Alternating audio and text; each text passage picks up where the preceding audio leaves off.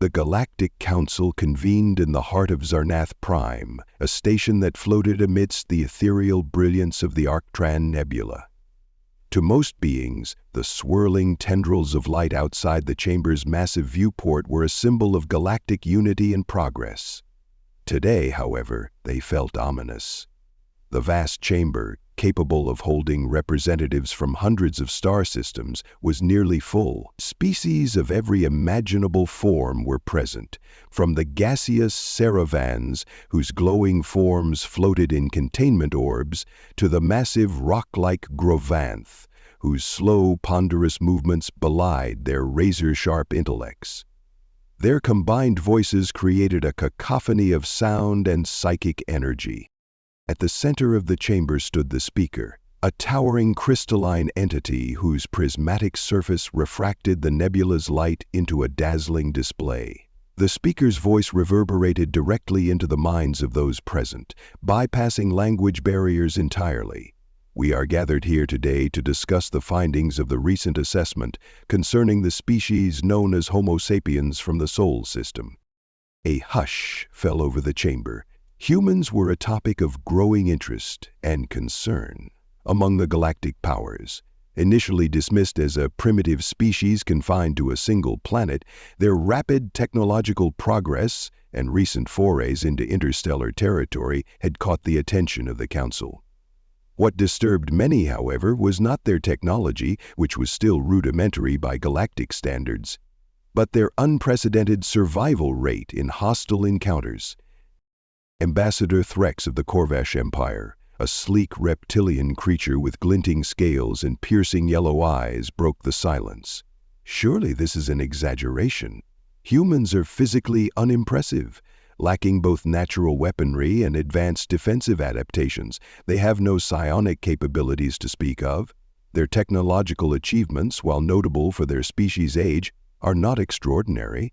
What threat could they possibly pose? The speaker's crystalline form dimmed momentarily, a sign of unease. Their threat does not stem from any single attribute, Ambassador Threx. It is the combination of traits, both physical and psychological, that makes them unique. Their adaptability, ingenuity, and capacity for resilience surpass anything we have encountered. Our findings suggest they are pound for pound the deadliest species in the galaxy. A wave of disbelief swept through the chamber. The Zurith delegation, known for their advanced psionics, emitted pulses of disdainful energy. The towering Grovanth rumbled in what could only be interpreted as skepticism. Even the peaceful Trillans, whose translucent forms glowed softly in shades of blue, exchanged concerned glances.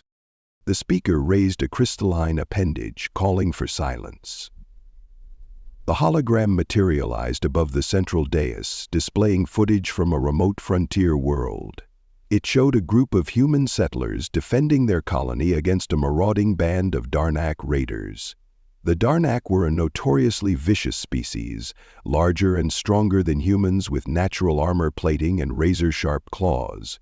Yet, in the footage, the humans held their ground. They used improvised weapons, coordinated attacks, and most disturbingly, they displayed an unrelenting determination that seemed to border on madness. Despite being outnumbered and outgunned, they not only survived, they won. Ambassador Crixon of the Zurith, his elongated, crystalline body shimmering with irritation, projected his voice telepathically. This proves nothing. Anomalies exist in every data set. Perhaps these humans were unusually gifted or fortunate. Dr. Ishan Vek, a xenoanthropologist from the Trillan Collective, materialized as a hologram at the center of the chamber. Her serene blue form exuded calm authority. With respect, Ambassador Crixon, this is not an anomaly, it is a pattern. Allow me to explain. The hologram shifted, displaying a detailed anatomical model of a human. Physically, humans appear unremarkable compared to many galactic species. However, closer examination reveals a number of extraordinary adaptations. For instance, humans possess a unique endurance unmatched by any known sentient species. Their bodies are optimized for long-distance travel and sustained activity. This is a result of their evolutionary history as persistence hunters. While most predators rely on short bursts of speed or overwhelming force, humans evolved to outlast their prey, doing it over hours or even days until it succumbed to exhaustion. The model shifted to highlight the human skeletal and muscular systems. Their musculature, while not the strongest, is highly efficient, allowing for a wide range of movement and adaptability. Combined with their ability to regulate body temperature through sweating, humans can survive in conditions that would incapacitate most other species. Dr. Vex's tone became more serious. But their physical traits are only part of the equation. It is their psychology that makes them truly dangerous. Humans are uniquely willing to take risks, often embracing danger with a mindset that can only be described as reckless. They possess an innate drive to explore, to innovate, and to overcome obstacles, regardless of the cost. This mindset has allowed them to adapt to environments and situations that should have been beyond their capability. The hologram shifted again, this time displaying a battlefield. In the simulation, a small group of human soldiers faced a vastly superior force of autonomous drones. Rather than retreat or surrender, the humans employed a series of unconventional tactics, laying traps, using the terrain to their advantage, and even sacrificing some of their own to achieve a strategic objective. The drones, despite their superior technology, were outmaneuvered and destroyed. The chamber erupted in debate. Some dismissed the findings as exaggerated or biased, while others began to express genuine concern. The Corvash ambassador leaned forward, his reptilian eyes narrowing. "Are you suggesting that this species, barely a century into space exploration, poses a legitimate threat to galactic stability?" Dr. Vex's voice remained calm, but there was an undercurrent of urgency. "I am suggesting that we underestimate them at our peril. Consider this. Humans have achieved in a few centuries what has taken most advanced species millennia. They are not bound by tradition or caution as we are. They are driven by a relentless curiosity and a refusal to accept defeat. This combination of traits makes them unpredictable and therefore extraordinarily dangerous." The speaker's crystalline form brightened, signaling agreement. This assembly must decide how to address the human question. Are they a species to be welcomed into the galactic community, or must measures be taken to contain their potential threat? Before the council could debate further, an urgent transmission interrupted the proceedings. A hologram of Admiral Harka of the Krarix Dominion flickered to life, his scaled face etched with desperation. "Council members, I must report a grave development. The humans, they have defeated our fleet." The chamber descended into stunned silence. The Krarix Dominion was one of the most formidable military powers in the galaxy, their warriors genetically enhanced and their fleets equipped with state-of-the-art technology. The idea that a fledgling species like humanity could defeat them was unthinkable. Admiral Harka's voice trembled with disbelief. "We underestimated them. Their tactics were unlike anything we have faced before. They used the terrain to their advantage, striking from unexpected angles and exploiting weaknesses we didn't even know we had. They fought as if they had nothing to lose." The transmission ended, leaving the chamber in chaos. Representatives shouted over one another, some calling for immediate action against humanity, others urging caution. Amidst the uproar, the speaker raised its crystalline appendages, projecting a pulse of light and sound that demanded attention. "Enough," the speaker declared. "The events of today have made one thing clear: humanity is a force unlike any we have encountered. Whether they become our allies or our adversaries, we must proceed with caution. The fate of the galaxy may well depend on how we choose to engage with this species." As the council debated late into the night, one thing became increasingly evident. Humanity, for all its flaws and limitations, was not to be underestimated. For better or worse, they were destined to change the galaxy forever. The chamber's light dimmed to a subdued glow, the aftermath of Admiral Harka's transmission leaving the Galactic Council in tense silence.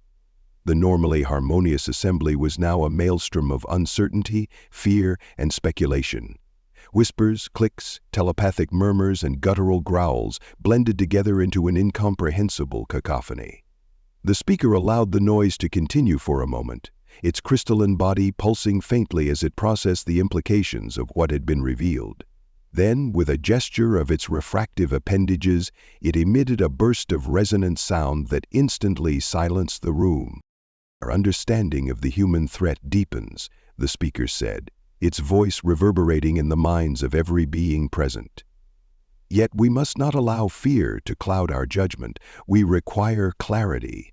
The analysis of humanity must be completed before any decisions can be made." The council members settled uneasily, many clearly unwilling to move on from the startling revelation of the Krarik's defeat. Some representatives, particularly those from older and more entrenched civilizations, were openly skeptical, their postures radiating arrogance. Others, particularly those from frontier systems who had encountered humans firsthand, were visibly unnerved. Still, none spoke against the speaker's directive. Dr. Ishan Vek reappeared as a hologram at the center of the chamber, her translucent form calm but tinged with a sense of urgency. "With the Council's permission, I would like to present further evidence regarding humanity's behavioral patterns. While the Krarik's defeat is troubling, it is not an isolated event. There are numerous recorded instances of humans displaying ingenuity, adaptability, and a refusal to yield, even in the face of overwhelming odds." A faint hum of discontent rose from the council.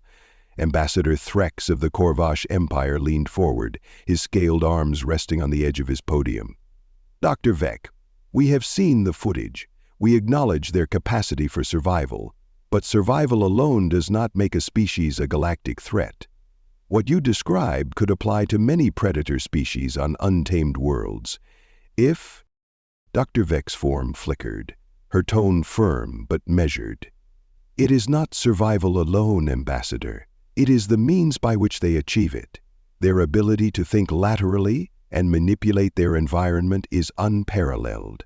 I would remind the Council of the incident on Volturnus V." A new hologram replaced her image, depicting a barren, wind-swept landscape.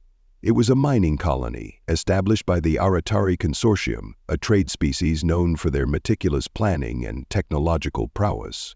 The colony had been attacked by a rogue faction of mercenaries seeking to extort valuable minerals. Outnumbered and with their defenses disabled, the colonists retreated to the planet. A mix of humans and other species were given an ultimatum to surrender or be annihilated. The footage zoomed in on the human leader of the colony, a grizzled man with weathered features and a determined glare. "They had no formal training," Dr. Vek explained. "No advanced weaponry, yet they refused to surrender. Instead, the humans rallied the colonists and devised a strategy that exploited the terrain, luring the mercenaries into a series of traps. They used mining equipment as improvised weapons and even detonated portions of the colony to collapse the enemy's forces. In the end, they triumphed." The hologram faded, and Dr. Vek's image reappeared. "What is most concerning is not just their creativity, but their willingness to sacrifice for victory. No other species exhibits this level of commitment to a cause. It is a double-edged trait, both admirable and deeply unsettling." Ambassador Crixon of the Zurith interjected, his psionic voice sharp and biting. "This penchant for self-destruction will be their undoing. No species can sustain such reckless behavior indefinitely." Dr. Vek turned her gaze toward the Zurith delegate, her tone cool. "Perhaps, but what if it doesn't? What if this is not a weakness but a strength? History is filled with examples of species underestimating humanity's tenacity. Time and again, they have emerged stronger, more capable, and more determined."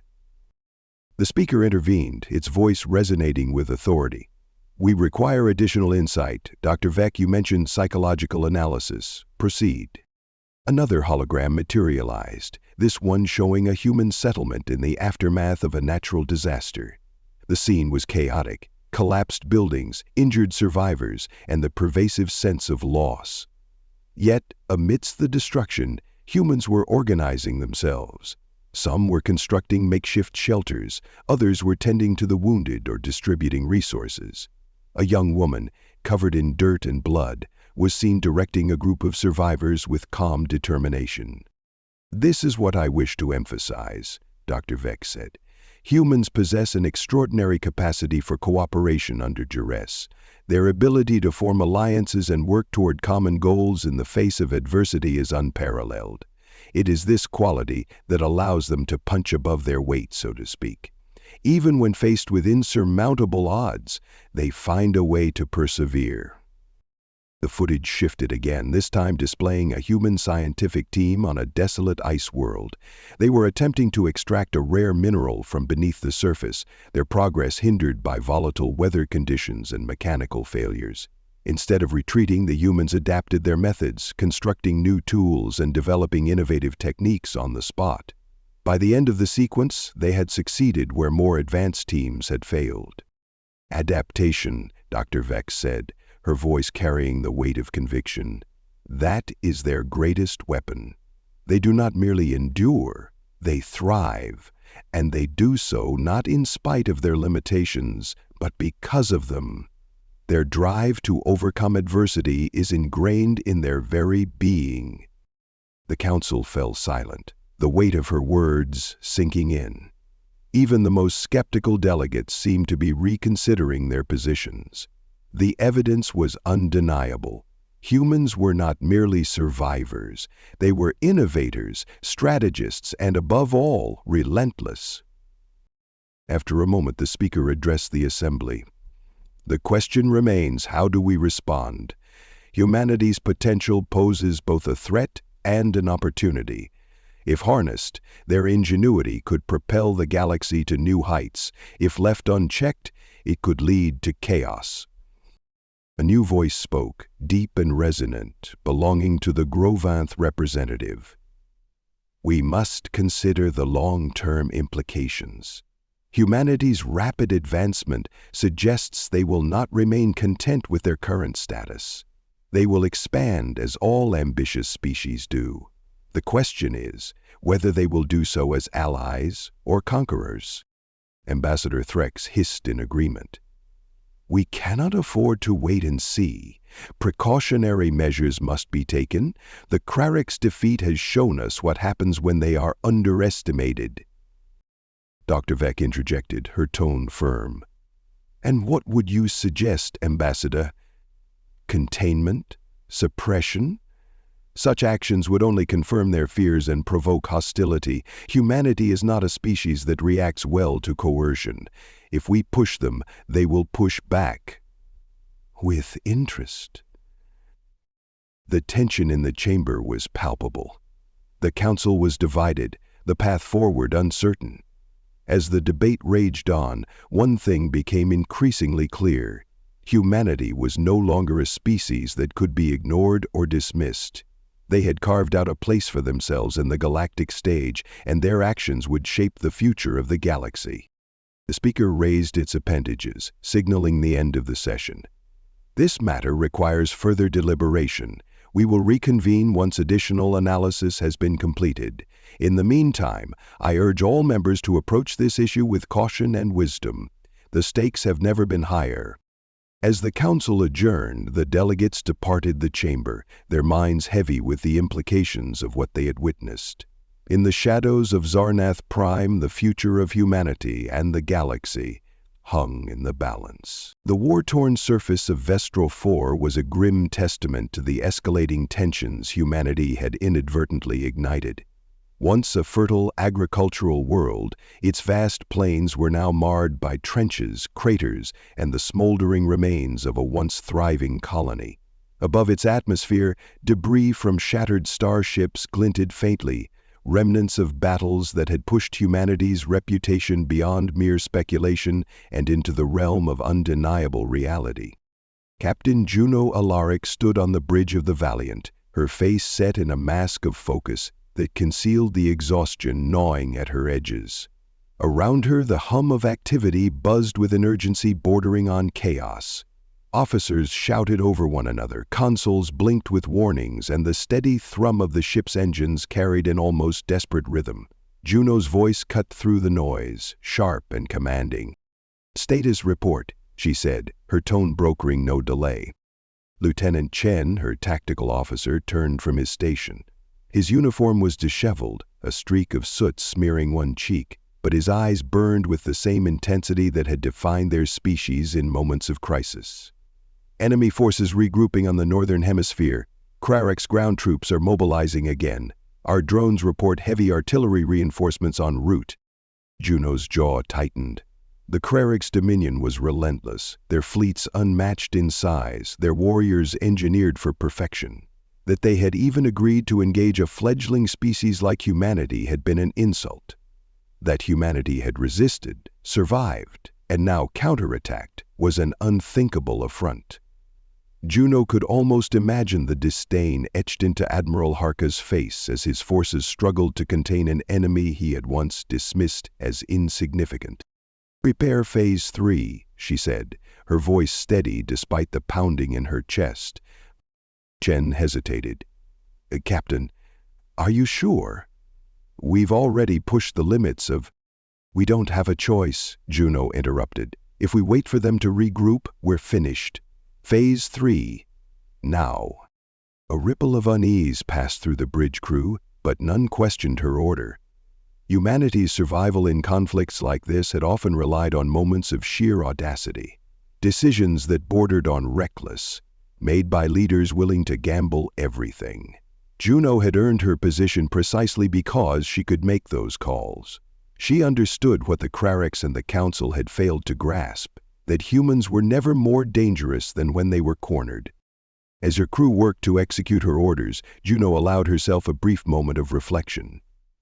The war with the Krareks had begun as a skirmish over a mining outpost, a minor misunderstanding in the vast expanse of the galaxy. But what should have ended with a diplomatic resolution had spiraled into something far greater. The Krareks, offended by humanity's defiance, had sought to make an example of them. Their fleets had descended upon human colonies, expecting surrender. What they had encountered instead was a resistance that defied all logic and reason. Juno had been there at the Battle of Zephyrus Station, where a ragtag group of human pilots had held off an entire Krarek's armada using tactics so unorthodox they had bordered on suicidal. She had seen her people fight with a ferocity that seemed to draw from some primal wellspring, a refusal to give in that made even the most advanced strategies falter. It was not just the technology or the numbers that mattered, it was the spirit, the unrelenting determination to survive and thrive. "Captain," Shen's voice snapped her back to the present. "Phase 3, ready for deployment." Juno nodded, her gaze fixed on the tactical display before her. The enemy positions were marked in red, an ominous swarm encroaching on their dwindling blue forces. With a deep breath, she gave the command. "Execute." Across the surface of Vestral 4, humanity's ingenuity came to life. Hidden charges buried deep within the soil erupted in a coordinated detonation, creating walls of fire that cut through Krarek's lines with devastating precision. Automated turrets, jury-rigged from mining equipment, sprang to life, targeting the reinforcements before they could reach the battlefield. Above, the Valiant and its remaining fleet unleashed a barrage of carefully calculated strikes, exploiting weaknesses in the enemy formation that only human eyes could have identified. The Krarek's response was swift and brutal. Their forces adapted with machine-like efficiency, redirecting their firepower to neutralize the new threats. But for every countermeasure they deployed, the humans seemed to have an answer. Small, agile strike teams infiltrated their ranks, sowing confusion and chaos. Decoy drones lured their fighters into ambushes. Every move the Krareks made seemed to play into some larger plan, a strategy that could only be born from the kind of desperate brilliance humans had perfected over millennia of survival. On the bridge of the Valiant, Juno watched the battle unfold with a mixture of pride and grim determination. She knew they couldn't win outright. The Clerics were simply too powerful. But victory didn't always mean annihilating the enemy. Sometimes it was enough to endure, to prove that you couldn't be broken. And in that, humanity excelled. "Captain," John called out, his voice laced with urgency. "Incoming transmission from the Clerics' flagship." Juno's brow furrowed. "Put it through." The holographic image of Admiral Harka flickered to life on the bridge. The Clerics' leader was imposing, his reptilian features sharp and severe, his eyes blazing with a mix of anger and begrudging respect. "Captain Alaric," he said, his voice a low, resonant growl, "your persistence is remarkable. But you must see the futility of this. You cannot hope to defeat us." Juno met his gaze, unflinching. "Maybe not. But you've learned something today, haven't you? You've learned that we won't just roll over and die. We're not afraid of you, Admiral. And if you keep pushing us, you'll find out just how far we're willing to go." Harka's expression tightened. For a moment it seemed as though he might respond with another threat, another ultimatum. But then something shifted in his gaze, a flicker of doubt, of recognition. "This isn't over," he said finally. "Your kind is dangerous, Captain. Reckless, unpredictable. You're a threat to everything the galaxy stands for." "Maybe," Juno said, a faint, defiant smile tugging at her lips. "Or maybe we're exactly what it needs." The transmission ended, leaving the bridge in silence. Juno exhaled slowly, the tension in her body easing ever so slightly. They had survived another day, another battle. But she knew the war was far from over. The galaxy was watching, and humanity's place within it was still uncertain. As the Valiant turned toward the safety of Allied space, Juno allowed herself a moment to look out at the stars. They seemed endless, filled with both danger and possibility. Whatever the future held, she knew one thing for certain: humanity would face it head-on, unyielding and unafraid. It was who they were. It was what made them dangerous. And it was what would ensure their survival, no matter the odds.